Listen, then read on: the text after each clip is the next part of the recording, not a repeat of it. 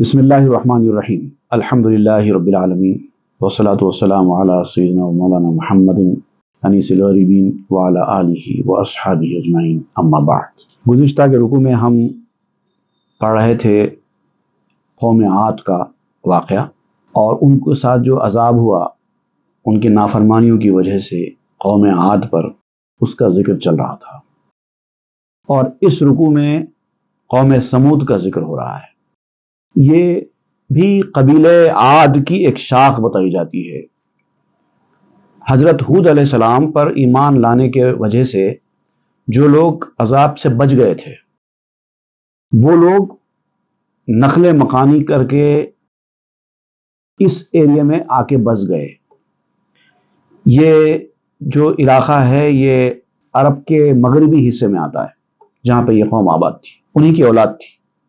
قوم عاد میں جو بچ گئے تھے لوگ، ان کی اولاد، لیکن ایک وقت کے بعد ان کی اولاد غلط راستے پر جا نکلی، بت پرستی کرنے میں آ گئی تھی۔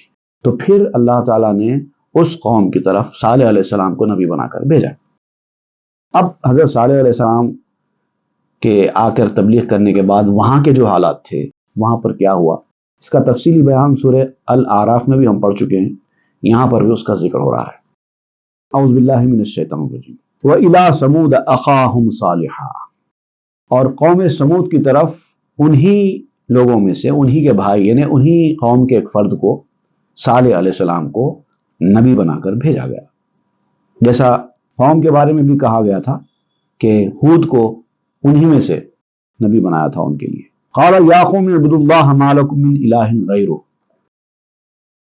تو حضرت صالح علیہ السلام نے ان سے کہا کہ اے میری قوم، اللہ کی عبادت کرو، اللہ کے سوا کوئی معبود نہیں ہے۔ تم یہ کیا کر رہے ہو؟ اپنے ہاتھ سے خود خدا بناتے ہو اور پھر اس کی پرستش کرتے ہو، یہ کیا طریقہ کار ہے؟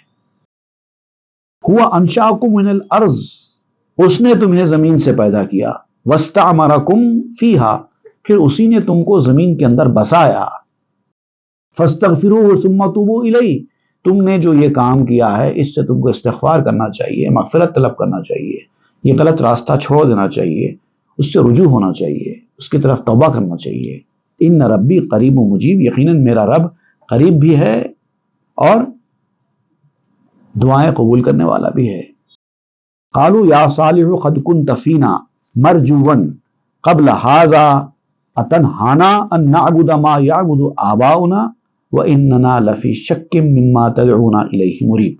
اب یہاں پر اس آیت سے معلوم ہوتا ہے کہ حضرت صالح علیہ السلام بہت ہی باصلاحیت اور بہت ہی حکمت والے، دانا اور بہت ہی انٹلیکچوئل مائنڈ کے تھے، اور یہ جو قوم میں حضرت صالح علیہ السلام کی جو بچپن اور ابتدائی زندگی ان لوگوں نے دیکھی تھی، تو ان کو حضرت صالح علیہ السلام سے بڑی امید تھی کہ یہ بچہ بڑا انٹیلیجنٹ ہے اور آگے چل کے ہماری دین، ہمارے مذہب کے لیے، ہمارے لیے اثاثہ ثابت ہوگا۔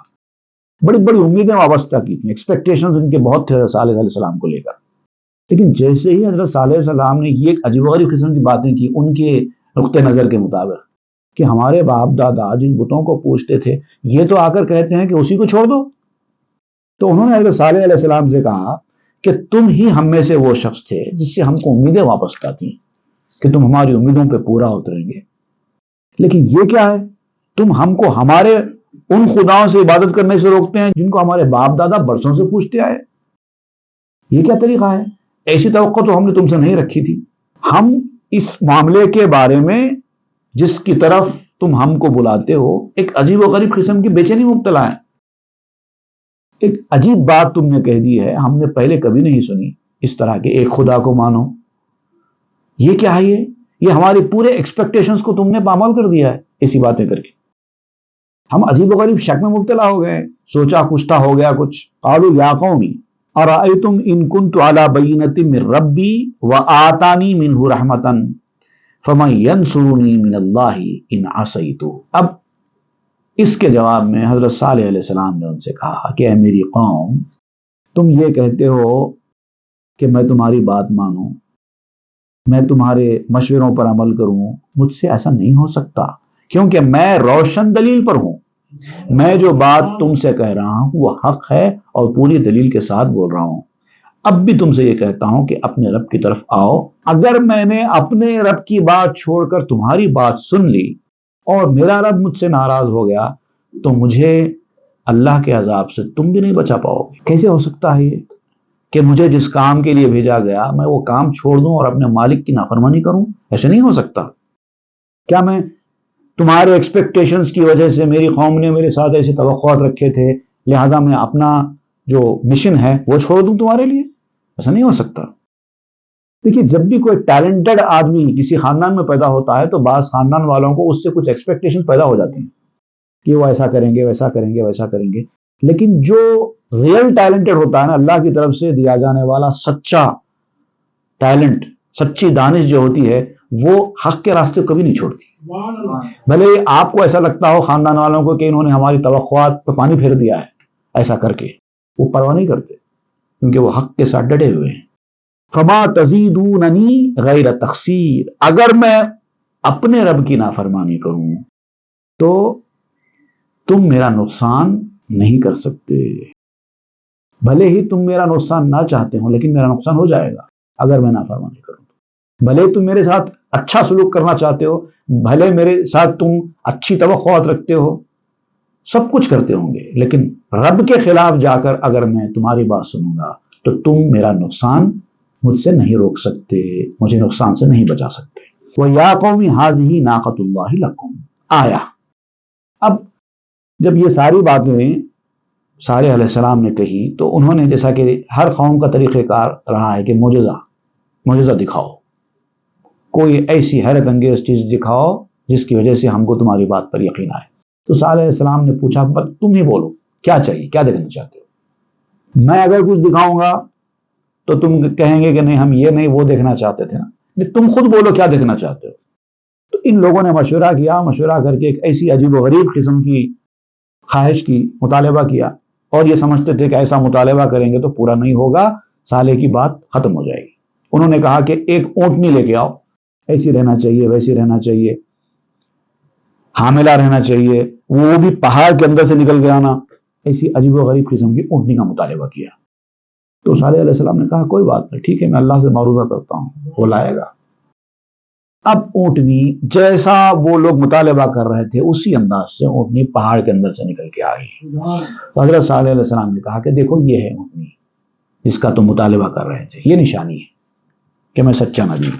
فَذَرُوهَا تَأْكُلْ فِي أَرْضِ اللَّهِ، اب تمہاری ذمہ داری ہے کہ اونٹنی تو آ چکی ہے، اب تمہاری ذمہ داری یہ ہے کہ تم اس کو ستانا نہیں اور اللہ کی زمین میں اس کو گھومنے پھرنے کے لیے چھوڑ دینا، اس کے راستے میں کوئی رکاوٹ نہیں ڈالنا۔ یہ اللہ کی جانب سے آنے والی آسمانی اونٹنی ہے، اس کے ساتھ چھیڑ چھاڑ کرو گے، ولا تمسوها، اس کو کوئی نقصان نہیں پہنچانا، ہاتھ نہیں لگانا برائی کے ساتھ، ولا تمسوها بسوء فیأخذکم عذاب قریب، اگر تم نے ایسا نہیں کیا، تمہاری خواہش کے مطابق تو اونٹنی آ گئی، لیکن جب خواہش کے مطابق کوئی چیز آتی ہے تو کچھ شرائط کے ساتھ آتی ہے، اور یہ شرائط ہیں جو میں نے بیان کر دی ہے۔ اب اگر تم نے اس کی خلاف ورزی کی تو اللہ کا عذاب بہت جلدی تمہیں پکڑ لے گا۔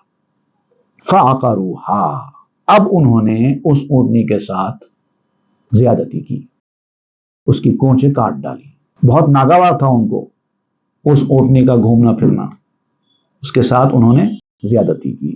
فقال تمتعوا فی دارکم ثلاثۃ ایام، اب صالح علیہ السلام نے ان سے کہا تمہارے پاس 3 دن کا وقت ہے، جی لو، مزے اڑا لو دنیا کی زندگی، 3 دن کا ٹائم ہے، جتنا عائش کرتے ہو کر لو، مگر ہے تمہاری زندگی صرف 3 دن کی۔ ذالک وعد غیر مکذوب، اور یہ اللہ کا وعدہ ہے جس کو جھٹلایا نہیں جا سکتا، جس کو ٹالا نہیں جا سکتا۔ 3 دن کے بعد معلوم ہوگا تم نے کیا کیا۔ فلما جاء امرنا، پھر اللہ تعالیٰ فرماتا ہے کہ جب ہمارا حکم آ گیا، اب یعنی کہ عذاب، 3 دن کے بعد عذاب آ گیا۔ نجینا صالحا والذین آمنوا معه برحمت منا، پہلے ہم نے صالح کو اور ان کے ساتھ ایمان لانے والوں کو سب کو اپنی رحمت سے اس عذاب سے نجات دے دی، بچا لیا۔ وَمِنْ خِزْيِ يَوْمَئِذٍ، اس دن کی سخت رسوائی سے ہم نے ان سب کو محفوظ کر دیا۔ ان ربک هو القوی العزیز، بے شک آپ کا رب بہت ہی قوت والا اور بہت ہی عزت والا ہے۔ وَأَخَذَ الَّذِينَ ظَلَمُوا الصَّيْحَةُ فَأَصْبَحُوا فِي دِيَارِهِمْ جَاثِمِينَ، اور پھر ایک خوفناک کڑک آئی، بھیانک قسم کی ایک آواز آئی صبح صبح کے وقت، اور اس آواز نے ان ظالموں کو پکڑ لیا، دبوچ لیا، اور ایسے گھر ان کے اس آواز کے مارے زمین ہل گئی اور گھر گر گئے، اور اپنے گھٹنوں کے بل اوندھے اپنے اپنے گھروں میں گر پڑے، بچنے کا کوئی چانس نہیں تھا۔ کَأَلَّمْ يَغْنَوْا فِيهَا، اور ایسے ان کو برباد کر دیا گیا کہ جیسے وہاں پر کوئی آبادی کبھی تھی ہی نہیں، پورا زمین دوز کر دیا گیا۔ الا ان ثمود کفروا ربهم، کان کھول کر سنو کہ یہ وہی قوم سمود ہے جس نے اپنے رب کی ساتھ کفر کیا تھا، اور ان لوگوں کا ایسا ہی حال ہوتا ہے۔ الا بعدا لثمود، سنو قوم سمود نے انکار کیا تھا اپنے رب کا، سو بربادی ہے ایسے انکار کرنے والے سمود کے لیے۔ ایک وقت تک اللہ تعالی مہلت دیتا ہے کافروں کو، سرکشوں کو، نافرمانوں کو، ایک وقت تک مہلت ملتی ہے، کسی کو 3 دن، کسی کو 30 دن، کسی کو 3 سال، کسی کو 30 سال کی بھی مہلت مل سکتی ہے، لیکن پھر اس کے بعد دبوچے جائیں گے، چھوڑے نہیں جائیں گے۔ صدق اللہ العظیم وصدق رسولہ النبی الامین الکریم ونحن علی ذلک من الشاہدین الشاکرین، آمین، والحمد للہ رب العالمین۔